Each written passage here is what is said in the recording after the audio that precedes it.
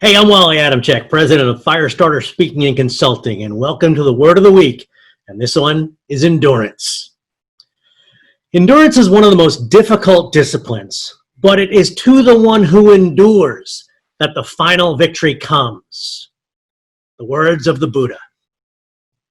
Endurance, the act, quality, or power of withstanding hardship or stress, the state or fact of persevering. The opposite would be fleeting, temporary, transient. Leaders set the example, the direction, the pace. Leading requires endurance, physical, mental, and emotional. Let's face it, not everyone will simply pick up and follow you. Some people might not know how, others may not want to, and still others may not think themselves able. Yet, as a leader, you must create and sustain in all of your followers the belief that they can do something until they can sustain that belief for themselves. I remember a book or audio called Who Motivates the Motivator? That is part of this conversation. The Marines cite endurance as a leadership trait and define it as mental and physical stamina, measured by the ability to withstand pain, fatigue, stress, and hardship. Let's take a look at the physical, mental, and emotional aspects. If you stand at the corner of First and Main in any town, USA, and watch people for a while, you'll see the irony of the importance of physical balance, and it will become clear. 42% of adults in the United States are obese, up from 32% a decade ago. That means they're over their ideal weight by at least 20%. An additional 35% are simply overweight. Well, what does your personal size have to do with your ability to lead? A whole lot, actually. First off, if you drop due to a physical ailment, you cannot lead. Heart attacks, diabetes, and high blood pressure directly linked to being overweight are widespread in our society. But more important, when your body is out of shape, it's simply harder for you to go the distance. Our 24/7, always-on world places demands on us like never before. The pace and challenges of business have increased greatly in recent years, and keeping up requires greater physical endurance.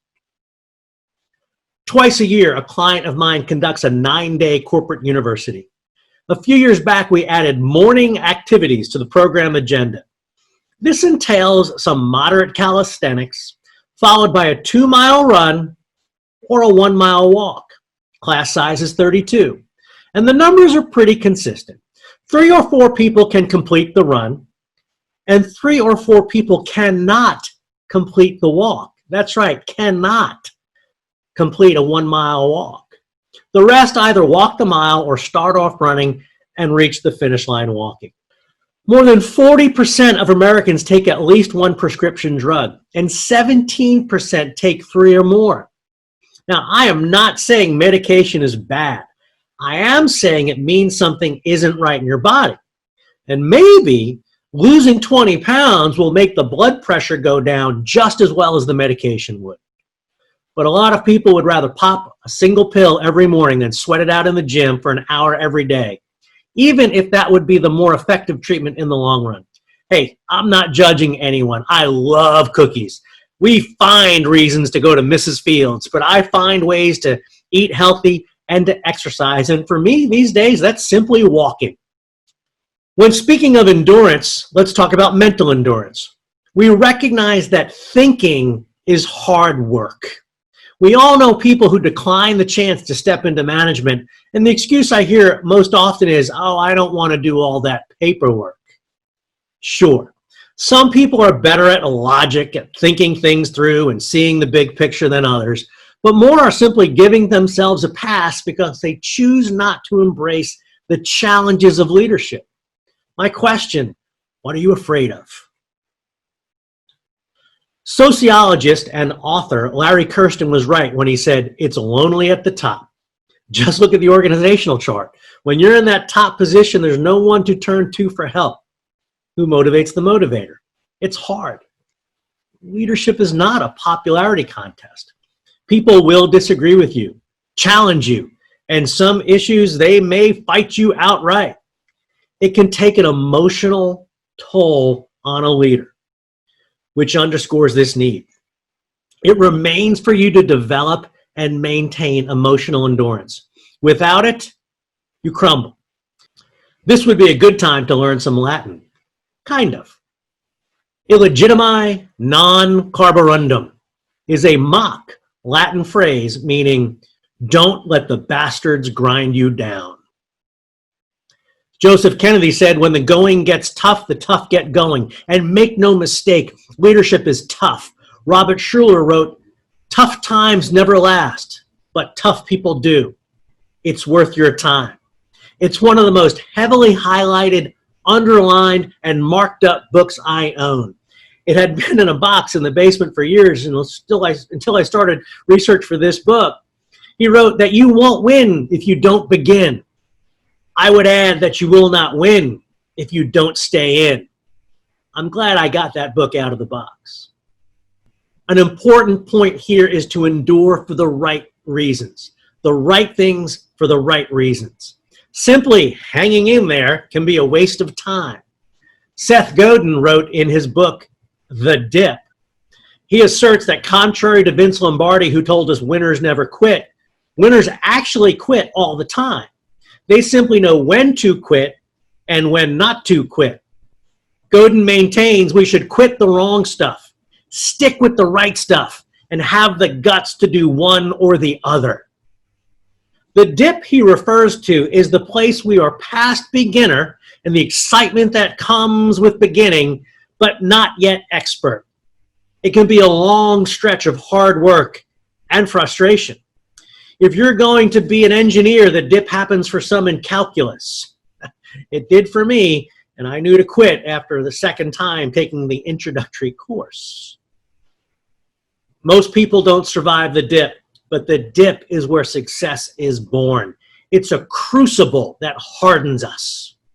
History is replete with examples of people who endured. They stayed in, they persevered, and went the distance. Lincoln, Edison, Keller of yesteryear, Hewlett and Packard, Smith, Dell, and Gates of today. Perhaps the most important trait of successful leaders is not that they always succeed, but that they respond to setbacks by coming back with a new plan and with renewed vigor. In October of 2004, Hendrick Motorsports founder Rick Hendrick faced a major setback. A plane carrying his management team, which included his only son, who was the chosen successor for the business, had crashed. There were no survivors. The crash created questions that only Hendrick could answer. Would the business go on? Would they race the next weekend? 8 days after the crash, he stood in front of his employees and told them, we're going to get through this, and we're going to do it together. This brought his teams together and caused the company to institutionalize succession and contingency planning. Earlier in his life, Hendrick battled a leukemia. Doctors didn't think he would survive. He learned a little bit about endurance. Leaders don't surrender. They give that extra effort. When the day is done, they make one more call, do one more task. If the leader doesn't stand tough in the face of obstacles, how can the followers? Endurance must be developed and nourished. Are you getting physical exercise? Is your life in balance? If not, it will be tougher to endure. And your people need that from you. You need that from you too. Look back over your career and you can see the times you had to change. When I speak at conventions, I see people who are embracing change and others who are fighting it. To succeed today means to do things differently than you did a few years back. I meet executives all the time who've had to remake themselves to remain best positioned to succeed. That doesn't mean they always liked making the change, but longevity in business takes endurance. Adaptability is an integral part of endurance. Simply enduring will wear you down. At the risk of sounding trite, there are plenty of people who have it worse than you. This is pretty much true no matter where you are in the world. If you are watching or listening to this, you have the time, ability, and desire to get better. Many people in this world cannot read and are oppressed. During the months of writing this, two friends had different but profound accidents. One had a concrete wall fall on him during a mission trip to Haiti. His pelvis was crushed.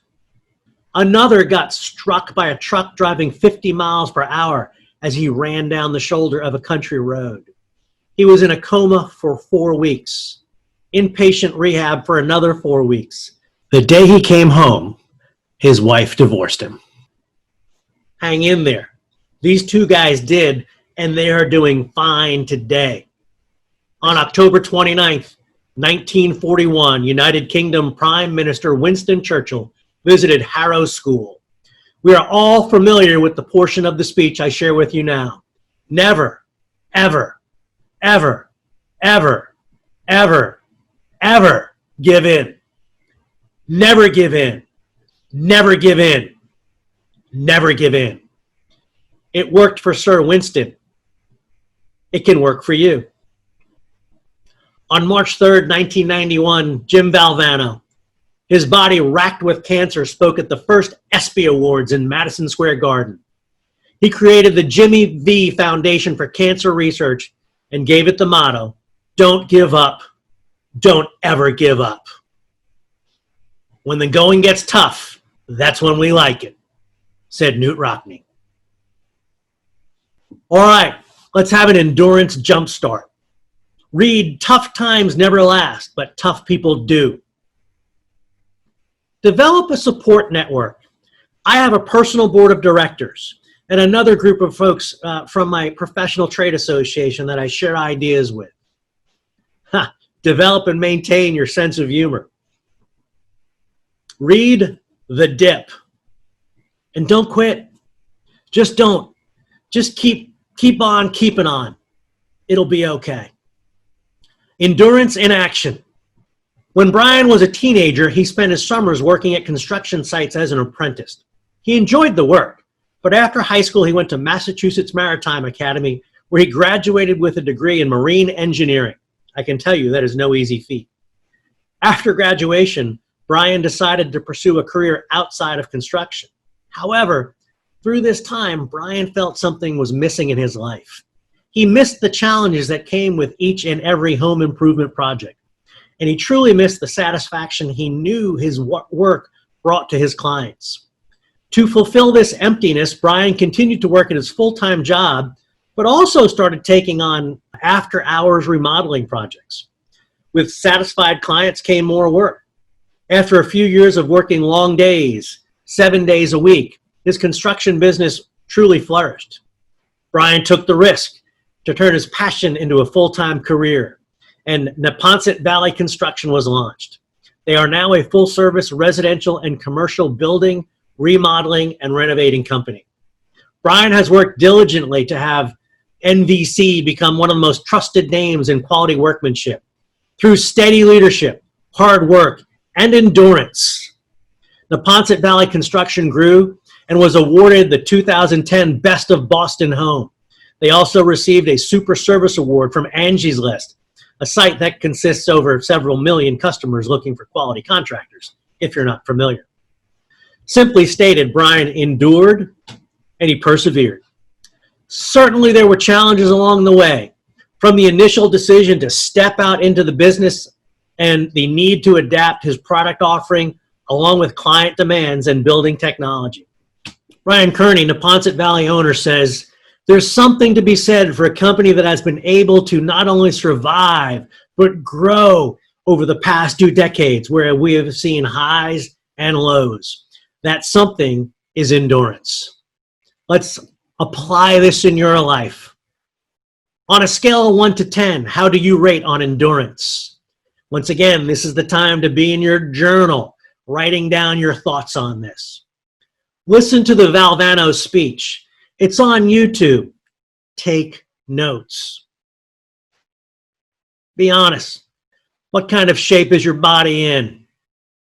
And I'm not talking about, high school senior, but what kind of shape is your body in? What changes have you made to enable you to endure? How have you adapted to stay at the top of your game? And finally, what specific things can you do to improve in this area? Well, there you have it. Some thoughts on endurance. I look forward to seeing you next week. And don't forget to subscribe if you haven't, because there's more good words coming. Have a great day.